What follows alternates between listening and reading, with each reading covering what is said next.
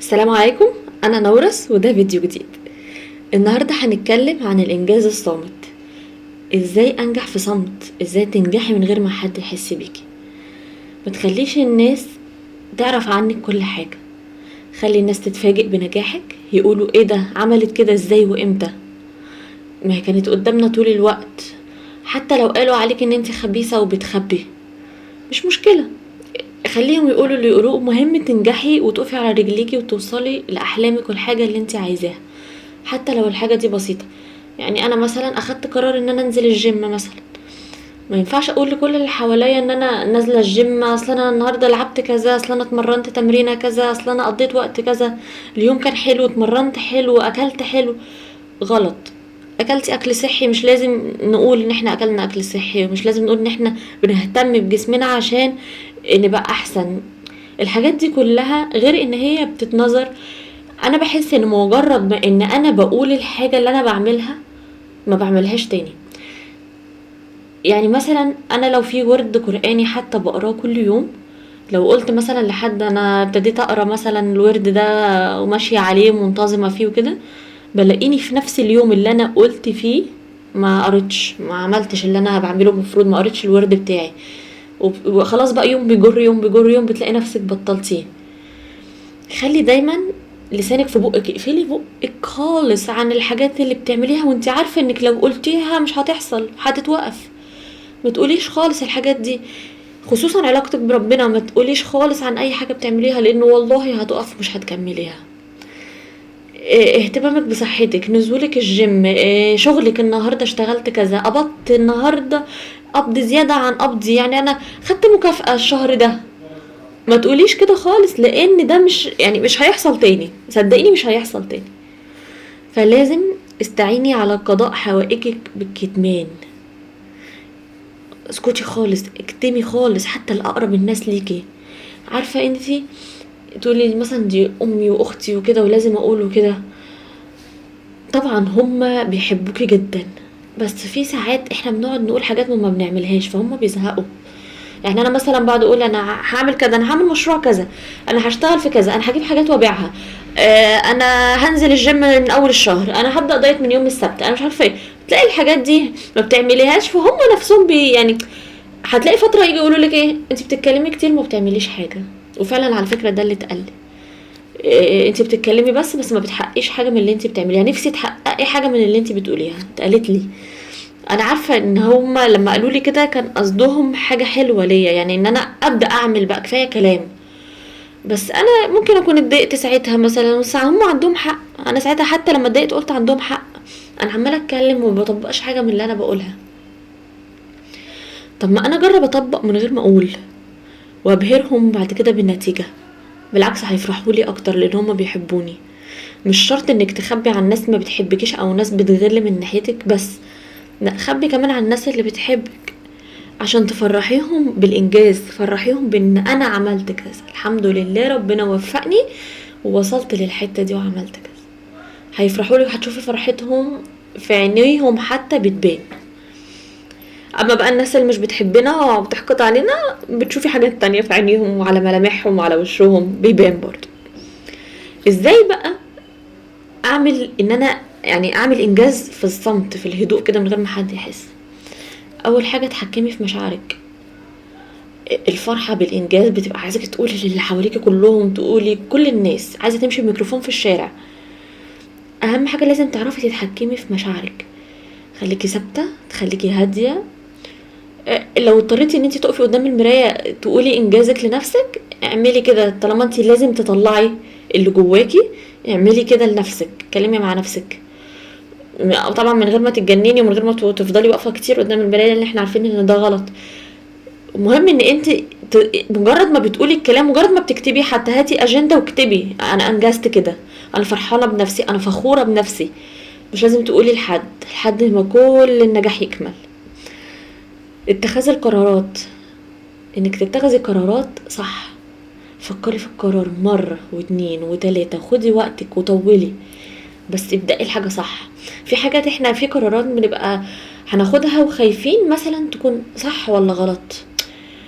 عارفة انت نسبة اللي هي الغلط 10% دي، ادرسيها كويس، قولي طب انا لو عملت كده هتفادى قد ايه من الغلط. حاولي ان قرارك اللي هتاخديه يبقى صح، وما تستنيش دعم من حد. يعني زي ما بنقول ايه، احنا بنقول مش هنقول لحد، فبالتالي مش هيبقى فيه دعم من حد. فعشان كده عشان تكملي لازم ما تستنيش دعم من حد، ادعمي نفسك، ثقي في نفسك. زي ما بقولك اكتبي، قولي انا شاطرة، انا ناجحة، انا فخورة بيا ان انا هحقق حاجة غيري ممكن ما يكونش عارف يحققها. انا هحقق حاجة كان نفسي فيها حتى لو حاجة هبلة. يعني انا مثلا نفسي اكل اكل صحي مثلا، وانتي عملتي كده مثلا لفترة طويلة، يعني حققتي الموضوع ده لفترة طويلة، اكتبي قولي انا فخورة بنفسي، انا الحمد لله ربنا وفقني. اهم حاجة نقول ان ربنا وفقني، لان بدون توفيق ربنا والله لو وقفتي على حواجبك مش هتعرفي تعملي حاجة. انا الحمد لله ان ربنا وفقني ان انا قدرت اخد الخطوة دي واكل اكل صحي. لحد ما تلاقي نفسك خلاص ثبتي في موضوع الاكل الصحي ده، انت حتى بقيتي بتقرفي من الاكل العادي، مبقتش طايقه تاكلي الاكل العادي. اه اوكي بقى، هبدا بقى مثلا اللي حواليا يعرفوا ان انا الحمد لله ربنا اكرمني ان انا اعمل كده، وان اساعدهم كمان ان هم يحاولوا يعملوا كده. رابع حاجه، صدقي نفسك وحبيها. يعني ايه؟ يعني ما اقعدش اقول يلا يا فاشله، انا فاشله، انا عمري ما نجحت في حاجه، انا كل ما ابدا حاجه ما بكملهاش، انا كل ما ابدا حاجه افشل فيها، انا فاشله حتى يعني في بيتنا، انا فاشله في ترويق بيتنا، انا فاشله. والله العظيم انت كل ما بتقولي كده انت بتفشلي اكتر، كل ما بتقولي انا فاشله بتفشلي. يعني ما تحكميش على نفسك بحاجه وحشه. دايما بيقولك ايه، اللي في لسانك هتلاقيه، اللي هتقوليه هتلاقيه. فدايما خلي كلامك عن نفسك حلو. لا ايه مشكله يعني، في حاجه ما توفقتش فيها، ربنا مش كاتب لي فيها الخير، هشوف غيرها. دايما انقلي على غيرها، دايما انقلي على الخطوه اللي بعدها لحد ما تحسي ان انت مستعده انك ترجعي لها تاني وتبداي فيها تاني وتنجحي فيها تاني. ارجعي لها، اشتغلي على نفسك حتى لو ساعه في اليوم. عارفه انت مثلا انا دلوقتي عندي اهداف مثلا عايزه احققها، فانا ايه وانا بقى كده بسكرول على الموبايل كده، إيه بشوف فيديوهات لحاجات كتير، لحاجات كتير مثلا بتعلم حاجات. ايه اكتر فيديو بيجذبك انك تتفرجي عليه؟ ايه اكتر نوعيه فيديوهات بتجذبي انك تتفرجي عليها؟ انا واحده مثلا بحب التفصيل والخياطه، اكتر فيديوهاتي هتلاقيها عن إيه تقنيات التفصيل والخياطه وكده. بحب اتفرج على مستحضرات التجميل وصناعتها، هتلاقي اكتر حاجه في موبايلي يعني ان انا تشوفي مثلا بتصنعي ايه ازاي، بادي سبلاش، كريمات، ليب جلوس، الحاجات دي. فانا خلاص في دماغي ان شاء الله عارفه ان ربنا لما يكرمني هعمل براند مثلا ملابس، هعمل براند مستحضرات تجميل. فانا عارفه انا هنجح في ايه ان شاء الله، وانا حابه ايه. ما تروحيش بقى انت بتحبي الحاجات دي فلاقيكي مثلا رايحه تدرسي برمجه. طب انت يعني في حاجه بينك وبين البرمجه، يعني في علاقه حب بينكم مثلا، انتوا حابين بعض، لا بس هي بتجيب فلوس. يعني ايه يعني ايه انا اتعلم حاجه مثلا انا مش حباها ومش هاوياها عشان خاطر بس هتجيب فلوس؟ طب ما انا مش هنجح فيها. ادرسي الحاجه اللي انت بتحبيها، وانا وضحتها لك اهو. يعني انت مثلا بتقولي انا اصلا مش عارفه انا بحب ايه، انا اصلا مش عارفه انا بستهوى ايه، او ايه اللي ايه هوايتي. اهو ده، راقبي نفسك. انت نفسك بتلاقي نفسك فجاه كده انجرفتي ناحيه حاجه، راقبيها بقى. اه ده انا بحب مثلا الاكسسوارات، بحب صناعه الاكسسوارات. طيب ما انا هجيب وابدا واتعلم واصور الحاجه وانزلها مثلا على البيج بتاعتي، هعمل بيج. انا بحب مثلا ان انا اتكلم مع الناس، فانا هبدا صناعه محتوى. انا بحب الخياطه، تمام هبدا انزل كورسات واجيب مكنه وابدا اشتغل. كل حاجه بتحبيها اعمليها، حتى لو بتحبي الرسم. خلي بالك اللي بيحبوا الرسم اصلا انا مش هطلع فنانه بقى وارسم لوحات. طب وليه لا؟ وليه لا؟ وهم يعني الفنانين واللي بيرسموا لوحات دول ربنا خلقهم كده؟ لا طبعا، ما هي كانت هوايه عندهم وهدف وبداوه. بتحبي الرسم، خدي مثلا كورسات في الميك اب. كل اللي بيحبوا الرسم تلاقيهم بيعملوا ميك اب حلو قوي. ابدأي حاجة تجيب لك دخل وتكبرك وتوقفك على رجلك. زي ما قلنا اشتغلي حتى لو ساعة من اليوم، في اليوم ساعة واحدة بس هتعلم حاجة، هتعلم حاجة واحدة. حتى لو انا مش بشتغل يعني ما عنديش وظيفة ان انا اشتغلها، فساعة واحدة هتعلم حاجة، هتعلم صفحة مثلا في الانجليش مثلا، هتعلم تقنية جديدة في الخياطة، هتعلم طريقة جديدة في الرسم، هتعلم اي حاجة في الساعة دي. انا بقولك اهو احنا بنبدأ بساعة، مش هتتعبك في حاجة. ما تكسليش، اتحركي معايا كده، خلي الدنيا حلوة. ساعة واحدة مش هتتعبك. اتعلمي الرفض، ترفضي اللي مش مناسب ليكي. الموضوع ده اتكلمنا فيه كتير. ارفضي الحاجة اللي مش مناسبة ليكي.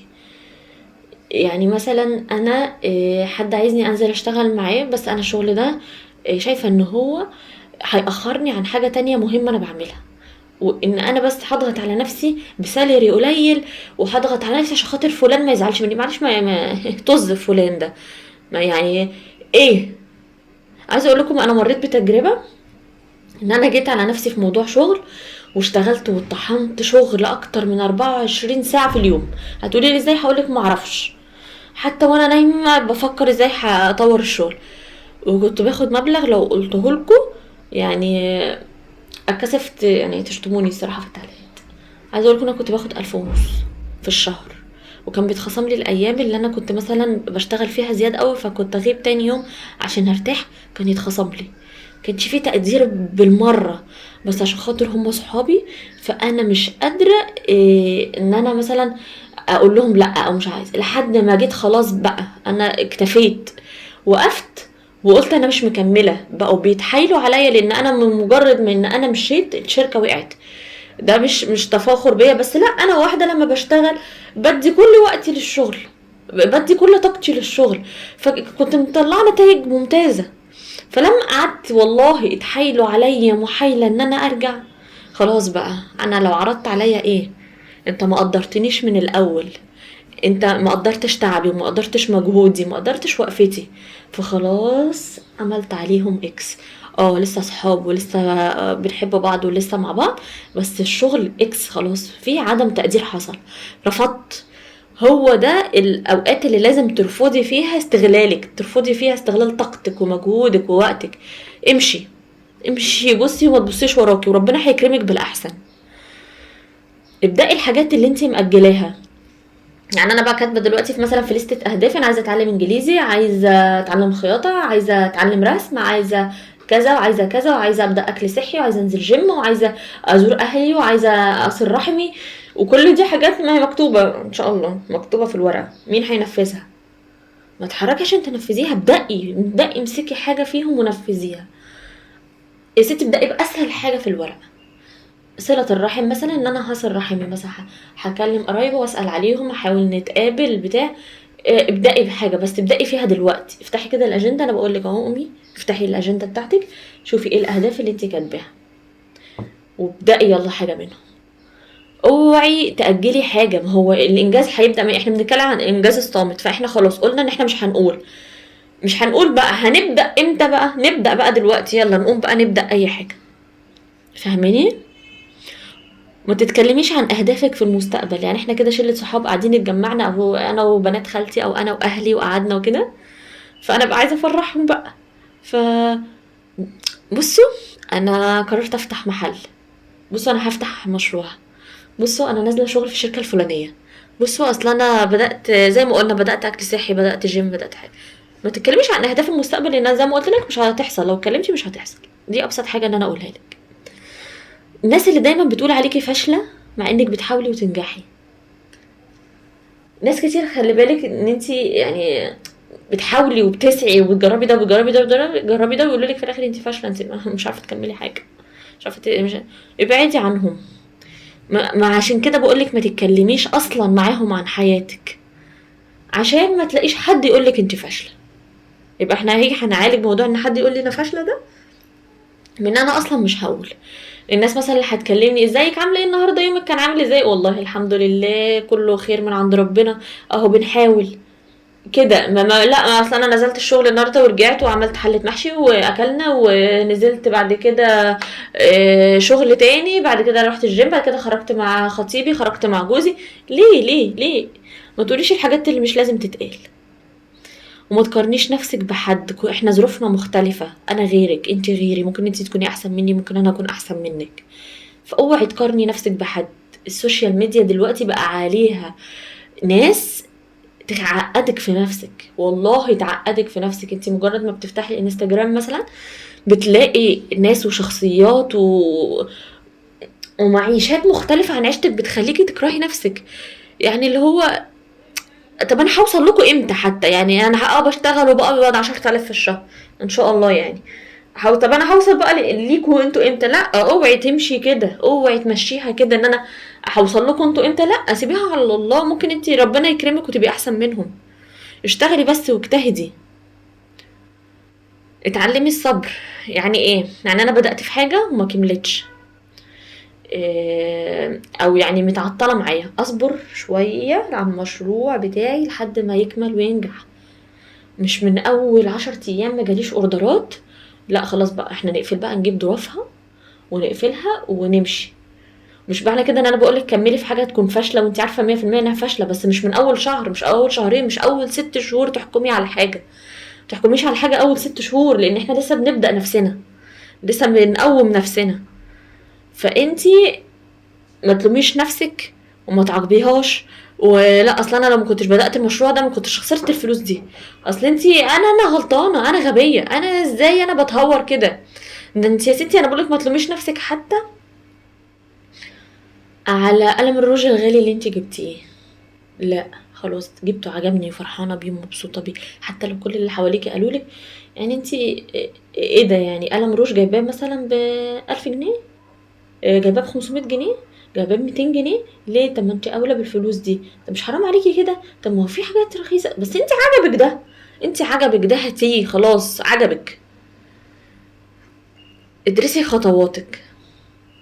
يعني ايه؟ انا مثلا هكتب كده، انا مثلا هبدا مشروع، فانا محتاجه خام بكذا، محتاجه تغليف بكذا، محتاجه تسويق بكذا، محتاجه ان انا اقف على رجلي كذا، ايجار مثلا مكان كذا.